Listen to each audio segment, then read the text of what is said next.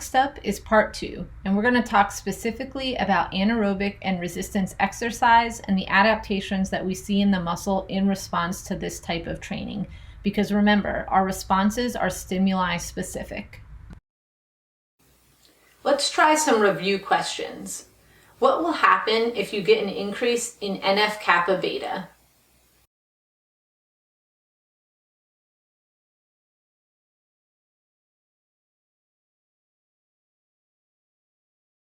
If you answered an increase in the synthesis of antioxidants, then you're correct.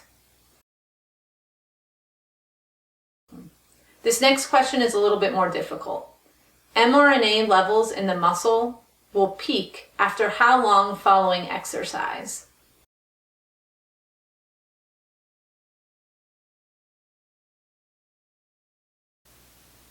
If you answered 4 to 8 hours, then you're correct.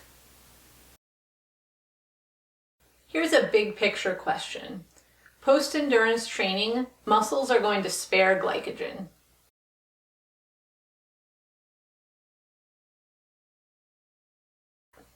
I hope you've answered true at this point.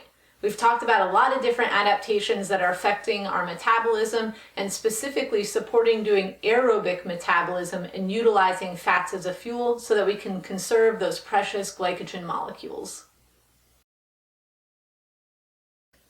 So as we start to delve into the different adaptations that are going to occur specifically with resistance training, it's important that we just highlight a few definitions and concepts. One, when we're talking about maximal strength, this has to do with the maximal contraction that our muscle can complete. Whereas when we're talking about muscular endurance or muscle endurance, this has to do with being able to do repeated bouts of a sub-maximal workload for a prolonged period of time without having fatigue. It's important to keep in mind that genetics do still play a role in how we respond to resistance training, just like they play a role in how we respond to cardiorespiratory training or aerobic training. The different demands that we impose on the muscle will dictate what responses that we get. So if we prescribe to someone to lift heavy weights at low repetition, they're going to improve their strength. Whereas if we prescribe lower weights with a high number of repetitions, they're going to improve their endurance. So most of us know what we're talking about when we say resistance training, being in the weight room and lifting some weights or using resistance bands, etc. But let's review what it means to do anaerobic exercise. In this type of exercise, it has to be of short duration and very high intensity. So we're talking about something like an all-out effort, high intensity interval training, sprint training. Importantly, through the size principle, we're still recruiting those type 1 fibers that are fatigue resistant, but we're very quickly progressing to also recruiting those type 2 fibers because there are fibers that are going to be able to undergo the heavy intensity contractions that we're asking of our muscles to perform during these activities. Generally, if the activity is less than 10 seconds, we're utilizing the phosphocreatine system. So remember, it's a 1-to-1 ratio. For an individual phosphocreatine molecule, as we break off those phosphates, we're generating 1 ATP. So it can't sustain ATP production for very long. Once we get into about 20 to 30 seconds, now we're doing more activity utilizing anaerobic glycolysis, but actually we're starting to ramp up our aerobic metabolism as well. So it's about 80%, or the majority, is anaerobic glycolysis, and about 20% is transitioning to aerobic metabolism. When you do this type of training, specifically anaerobic training, we do see increases in performance, anywhere from 4 to 10 weeks of this type of training, and you're going to see improvements in peak anaerobic power anywhere from 3 to 28%. There's variability amongst individuals in how they'll respond to that training. Peak anaerobic power is just referring to the highest power that someone can generate in a short interval. Usually we think about a 5-second interval in this case. There are 3 primary adaptations that we're going to observe in muscle following anaerobic exercise training. The first is an improvement in the muscle's ability to buffer hydrogen ions, and that includes both intracellular and extracellularly. Number 2 is muscle hypertrophy, so an increase in the size of the overall muscle, and that's specifically the type 2 muscle fibers. as well as an increase in enzymes within the muscle that support the phosphocreatine system, as well as glycolysis.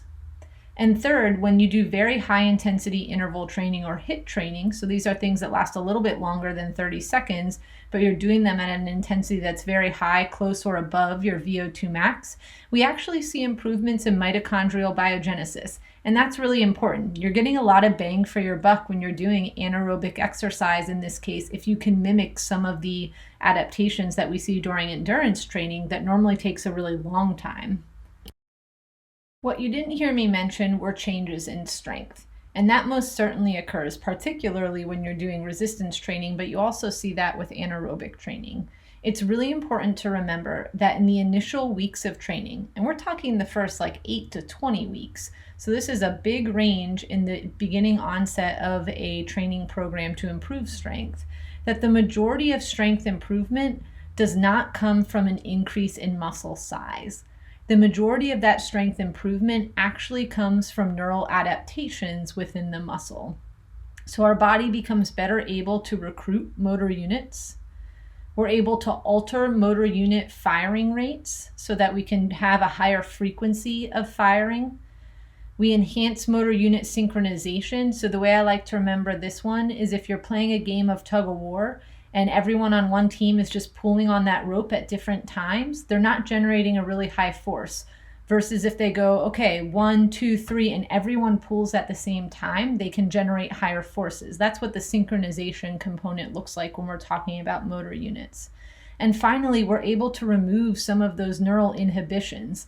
So if you remember when we talked about the Golgi tendon apparatus and how that helps protect our muscles so that we don't tear our muscle or tear our tendon when we're lifting very heavy weights, well, we actually dampen that signal a little bit, and that's part of how we improve our strength over time. If you've spent some time around sport, you've heard about this magic window following exercise, during which time you need to make sure that you're eating both carbohydrates and protein. So why is everybody really concerned with this magic time following exercise? Well, as this graph shows, our protein synthesis rapidly increases following a resistance training exercise bout. And we have two different lines here. We have one for highly trained individuals and one for beginners. And what you'll notice is they both start to peak somewhere around 2 or 3 hours following exercise. And then you actually get a pretty quick slowdown in our trained individuals. So they have a short window of increased protein synthesis. In our untrained individual, you'll notice that their window of protein synthesis is actually really long. And part of that is because they have more ability to adapt because they're starting from a lower point compared to the person who is more highly trained in this case. So from a nutritional standpoint, when do we want to eat that post-exercise carbohydrate and protein meal? That should come ideally in those first 2 hours following exercise, most ideally in the first 30 minutes following exercise. And the purpose of that is so that you're not in a protein deficit or even in a carbohydrate deficit. If you're robbing your body of carbohydrates, you're limiting your body's use of proteins. So you actually want both of those nutrients in that 2-hour window before we see protein synthesis spike. The goal here is to be in a positive nitrogen balance. So that means being in a positive protein balance. So regardless of what type of lifting you're doing, whether your goal is strength or endurance, everybody's going to see some improvements in muscle hypertrophy. Muscle hypertrophy just means an increase in the cross-sectional size of a muscle. And what's interesting is we can achieve this 2 different ways. We can achieve this through muscle fiber hypertrophy or muscle fiber hyperplasia. Muscle fiber hypertrophy is when individual fibers grow in size. So we have those micro tears that occur within the muscle, satellite cells come to those individual fibers, and they're actually going to grow in size from what their initial size was. Sometimes they might even double in size. This is the primary mechanism by which humans increase their muscle size or undergo overall muscle hypertrophy. But we do have this other mechanism by which you can increase the size of a muscle, and that's through fiber hyperplasia. The way fiber hyperplasia works is you have an individual fiber that splits. and it's going to split into two individual fibers that can then grow to the size of the original parent fiber, which means you've effectively doubled the size of that individual space within the muscle through that one fiber that split.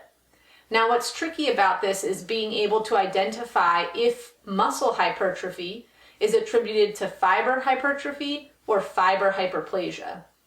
When we want to observe these increases in individual muscle fibers, we can simply take a muscle biopsy to be able to look at this.